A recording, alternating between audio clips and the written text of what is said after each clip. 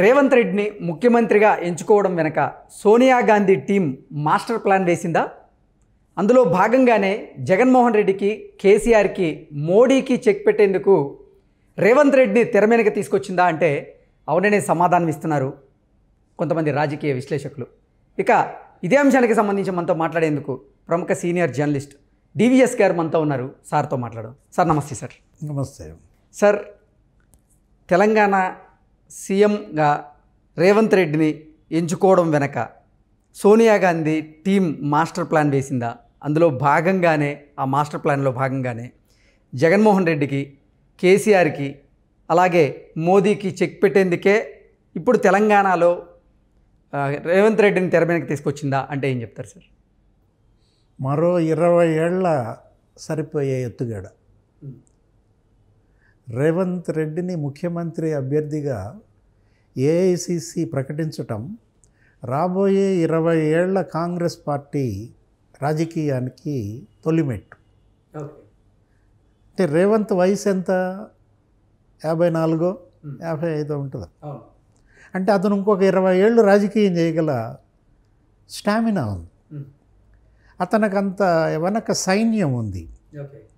అతని నెట్వర్క్ అలాంటిది. నెక్స్ట్ అతను పడ్డ బాధలు అలాంటి. బాధలో నుంచే కసి వస్తుంది సార్. అసలు ఏఐసిసిగా ఉన్నవాడే నాయకుడు అవుతాడు. ఎవరు? నీలో కసి ఉండాలి.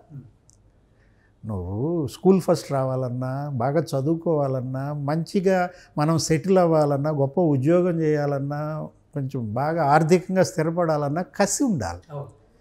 ఇప్పుడు రేవంత్లో ఆ కసి కనపడింది. ఎవరికి? కాంగ్రెస్ పార్టీకి. ఓకే, అందుకే ఏఐసిసి ఇప్పుడు రేవంత్ రెడ్డిని తెర మీదకి తీసుకొచ్చిందంటారా వీళ్ళందరికీ చెక్ పెట్టేందుకు?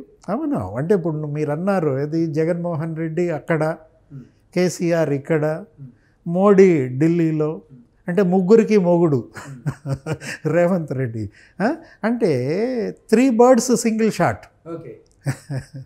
మనకు 2 పిట్టలు అనుకుంటాం. ఒక దెబ్బకి 2 పిట్టలు కాస్త 3 పిట్టలకి ఇదే బుల్లెట్ వాడుతోందన్నమాట కాంగ్రెస్ పార్టీ.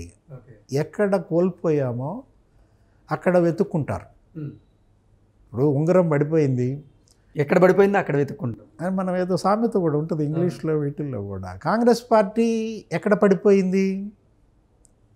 కాంగ్రెస్ పతనం ఎక్కడ ప్రారంభమైంది?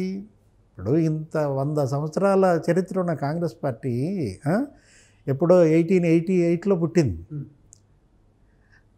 అది కోల్పోయింది తెలుగు రాష్ట్రాల్లో. రాష్ట్ర విభజనతో కాంగ్రెస్ పతనం ప్రారంభమైంది. అలాంటిది ఇప్పుడు మళ్ళీ బతికింది. తెలంగాణలో అధికారంలోకి వచ్చేసింది. దశాబ్ద కాలం తర్వాత తెలంగాణలో అధికారంలోకి వచ్చింది.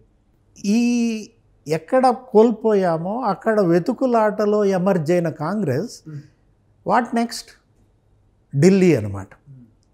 ఏది? ప్రతి కాంగ్రెస్ పతనంలోనూ అండగా ఉంది తెలుగు వాళ్ళే.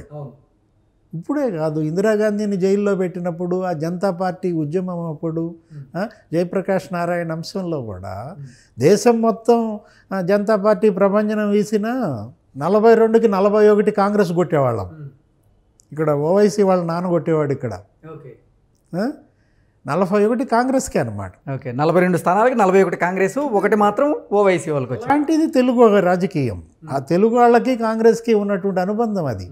అదంతా చూసే రేవంత్ని ఇక్కడ నియమించింది. రేపటి బాధ్యత కూడా అదే రేవంత్కి. రేవంత్కి కేవలం తెలంగాణ బాధ్యత అప్పచెప్పట్లం కాదు, 2 తెలుగు రాష్ట్రాలదే కాదు, అతను ఏంటంటే దేశానికి కూడా అతను ఒక ఇది ఇవ్వాలి. ఏది? రేవంత్ నుంచి దేశం కూడా ఆశిస్తుందన్నమాట. ఎక్కడ? ఏఐసిసికి అతని కంట్రిబ్యూషన్ ఏంటి?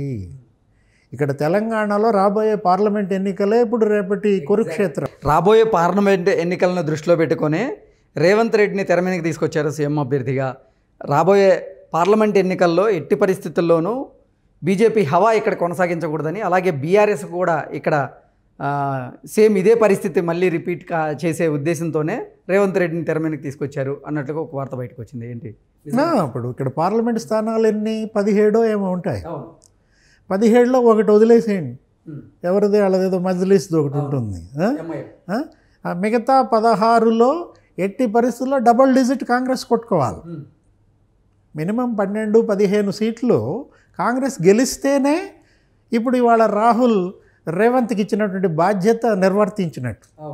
ఇవాళ రేవంత్ మీద ఒక బృహత్తర బాధ్యత అదే. రేపటి పార్లమెంట్ ఎలక్షన్లో కాంగ్రెస్ని విజయ పథంలో ఇతను నిలబెట్టాలి, టీమ్ స్పిరిట్గా పనిచేయాలి. వన్ మ్యాన్ షో కాదన్నాడు కదా నిన్న కూడా వేణుగోపాల్. ఏమన్నాడు? ఇది వన్ మ్యాన్ షో కాదు, రేవంత్ని మేమేదో అతను ఒక్కడనే చూసి నియమించట్లేదు, ఇది టీమ్ స్పిరిట్ అన్నాడు. ఇవాళ భట్టి కావచ్చు, ఉత్తమ్ కుమార్ రెడ్డి కావచ్చు, కోమటిరెడ్డి బ్రదర్స్ కావచ్చు, వీళ్ళందరూ కూడా కలిసికట్టుగా కాంగ్రెస్ని గనక రేపటి పార్లమెంట్ ఎలక్షన్స్లో ఏది గన్ షాట్గా గనక నిలబెడితే అదేమవుతుందంటే అది కేసీఆర్కి పెను విఘాతం అవుతుంది. బీఆర్ఎస్కి అడ్రస్ ఉండదు. రేపటి పార్లమెంట్ ఎన్నికల్లో గనక కాంగ్రెస్ స్వీప్ చేసినట్లయితే, ఇప్పుడు జస్ట్ ఎంత పాస్ మార్కే, ఏది 39 స్థానాల్లో చాలా బలంగా నిలబెట్టారు బీఆర్ఎస్ని. అంటే ప్రజలది తప్పు లేదు. ఒక ప్రధాన ప్రతిపక్షంగా ఇంత బలమైనటువంటి దీన్ని ఇచ్చారంటే 39 స్థానాలు, దాన్ని నిలబెట్టుకోవాల్సింది కేసీఆర్. ఈ 39తో ఫైట్ చేయాలి, రేపు పార్లమెంట్లో ఫైట్ చేయాలి, ఈ 5 ఏళ్ళు ఫైట్ చేయాలి. అలా కాకుండా చేతులు ఎత్తేసాడు అనుకోండి, రేపటి పార్లమెంట్ ఎలక్షన్లోనే హ్యాండ్సప్ అయితే ఇప్పుడు ఈ పరిణామాలు అలాగే ఉన్నాయి. ఆయన సభకు వెళ్ళకపోయినా ఈ 3-4 నెలల్లో ఆయన అసెంబ్లీలో తన గళం వినిపించకపోయినా, కేసీఆర్ ఫామ్ హౌస్కే పరిమితమైన దాని ఎఫెక్ట్ పార్లమెంట్ ఎలక్షన్ పైన పడుతుంది. కేసీఆర్ నిష్క్రియ పరత్వం ఇవాళ బీఆర్ఎస్ మెడకు చుట్టుకుంటుందన్నమాట. అంటే రేవంత్ కేవలం రాష్ట్రంలోనే కాదు, ఇతను దేశం వైపు కూడా చూసే అవకాశం ఉంది. తెలంగాణ రాజకీయాలు కేవలం తెలంగాణకే పరిమితం కాలేదు.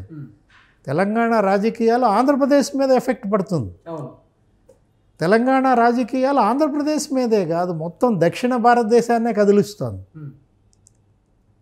దీని ఇంపాక్ట్ సౌత్ మీదే లేదు, రేపు నార్త్ మీద కూడా పడే అవకాశం ఉంది. ఇప్పుడేదో 5 రాష్ట్రాల్లో 3 రాష్ట్రాలు బీజేపీ గెలిచేసింది కదా, ఇక రేపు బీజేపీకి నల్లేరు మీద నడక అనుకుంటే అది మనం పొరపాటే. ఎందుకంటే మీకు 2018లో చెప్తున్నాను, 2018లో కూడా 5 రాష్ట్రాల్లో 3 రాష్ట్రాల్లో కాంగ్రెస్ గెలిచింది. కాంగ్రెస్ ఇంకా వేవ్ అనుకున్నారు, రాహుల్ ప్రధాని అయిపోతున్నాడు అనుకున్నారు. తెలుగుదేశం కూడా కాంగ్రెస్తో పొత్తు పెట్టుకుంది. ఏం జరిగింది? మ్యాజిక్ జరిగింది. బీజేపీ గెలిచి మోడీ ప్రధాని అయ్యాడు. సేమ్ కర్మ సిద్ధాంతం రివర్స్ అవుతుంది, దేవుడి స్క్రిప్టు. ఇప్పుడు 5 రాష్ట్రాల్లో 3 బీజేపీ గెలిచింది కదా, రేపు దేశం మొత్తం కాంగ్రెస్ వేవ్ రావచ్చు. 2 ఛాన్సులు మోడీకి ఇచ్చాం కదా, ఒక ఛాన్స్ రాహుల్కి ఇద్దాం. అడుగుతాడు రేపు పొద్దున.